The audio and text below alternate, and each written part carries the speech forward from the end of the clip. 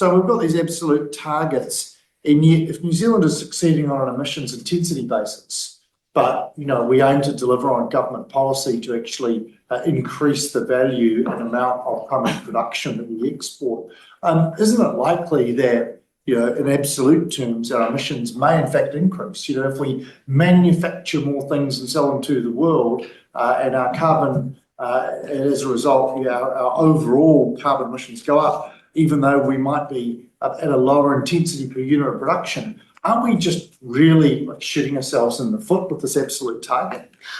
So I think the really important thing to realise here is that this is a changing playing field. So while we are one of the lowest emitting agricultural sectors in the world, we know that our competitors are moving fast. There's technologies available being rolled out in Europe currently that will reduce methane emissions by 30%. And so we need to be thinking about where we want, well, this is for the government really, where you want our competitive advantage to come from long term in a world that's increasingly moving to low emissions products. So would it be helpful then in that case to actually be starting to think about an emissions intensity target if that's what our competitors are saying? I'm looking at, rather than a gross or an absolute target, which is what we've signed up to Paris. I mean, should we reconsider our Paris commitment?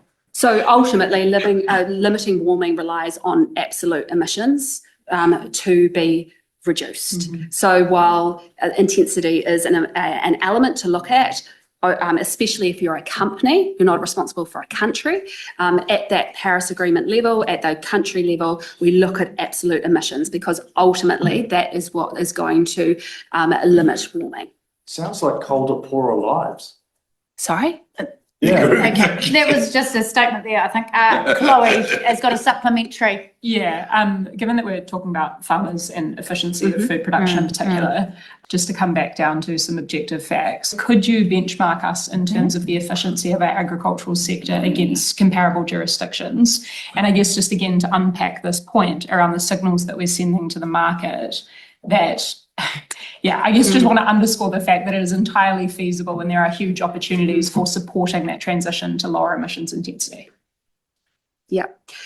So I know I'm aware we're one of the lowest, but not necessarily the lowest. I haven't got exact benchmarking to hand, but we could potentially provide some follow-up on that. Does the Commission have a view, or has it given any consideration to the calls of some people who think we should pull out of the Paris Accord? Well, that's part of our statutory mandate is based on the Paris Agreement. And so do you have a view on that? It's in the statute, so that is what we report against. It's not our place to have a view beyond that. Thank you. Yeah. Francisco. Thank you, Chair. I have a question to the Chair of the Climate Commission. Thank you for taking on the role. In one of the first interviews that you did when you first came on the role, you were asked whether you saw climate change as the biggest threat to life on the planet. At that time, you said you didn't know if you could make that assertion, but having been in the role for a few months now, what's your view now? I do believe it's an existential threat. But not the biggest threat? Well, I don't know if I have done that detailed analysis. There are lots of threats, of course, but it is, that's why I took it on. It's something I'm deeply concerned about and to see it as an existential threat.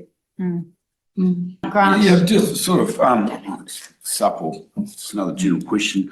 In terms of needing going forward a greater reliance on renewables, batteries, and all that sort of thing to help electrify our economy, how important is a good mining sector to the whole process? Mine the appropriate minerals for the so we can actually achieve these things. Do you mean in New Zealand or just more generally? Absolutely. If the minerals exist here, absolutely. So, I mean, when we talk about our uptake of technology in New Zealand, we're importing it from offshore. That will be relying on global supplies. there are particular like rare earth minerals, etc., that are required for those production. We haven't specifically looked at anything in detail around the mining in New Zealand in that context, but I mean there is a global demand for it. But yeah, there's a quick sup on that, if I may. Just so in terms of doing our bit for the whole climate change, challenge. Be able to, if we've got some of those appropriate minerals here, it would make sense to actually take advantage of that and mine them. There's potential economic opportunity there. Thank you. We will take one last question from Chloe. Yeah, I'm just concerned off the back of Grant's last question that we very much could see a headline which says Climate Change Commission says there's economic opportunities in mining. So just to provide an opportunity to actually unpack that, can the Commission please be clear about your position on mining? Well, the Commission doesn't have a position on that. Thank you. Yeah. Okay, so on that note, we will wrap it up. We thank you very much for your time today, for your insights and analysis. Thank you. Thank you. Thank you.